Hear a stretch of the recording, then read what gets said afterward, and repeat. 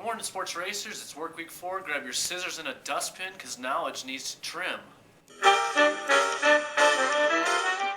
Last week we walked through the evaporative cooler model that we put together.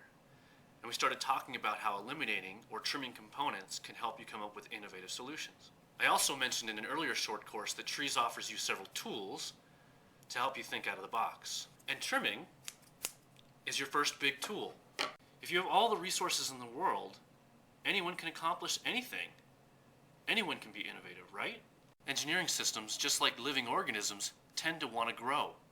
Making a system that's a little more functional, but usually more complicated and expensive. Swordfish.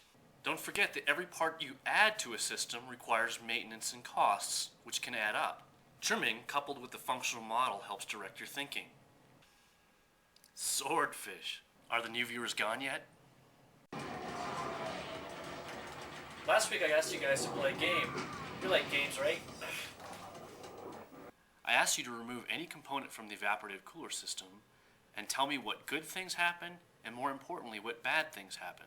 Did you make your system work without that component that you took away?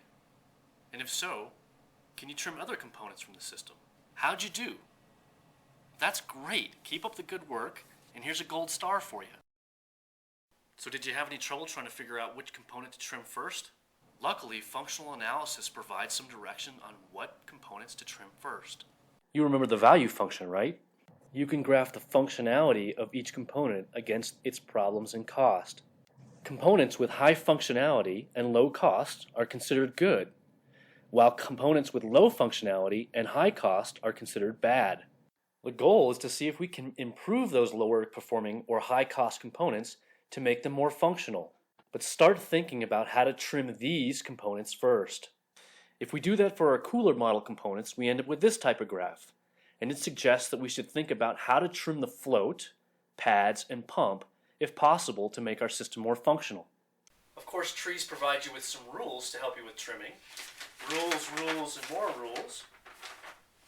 Rule A says a component can be trimmed if the object of a given function is eliminated from the system, i.e., I don't need to perform that function anymore because the object no longer exists.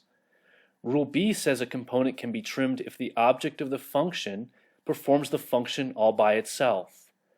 And Rule C says a component can be trimmed if a given function is transferred to another component, either in the system or by the supersystem.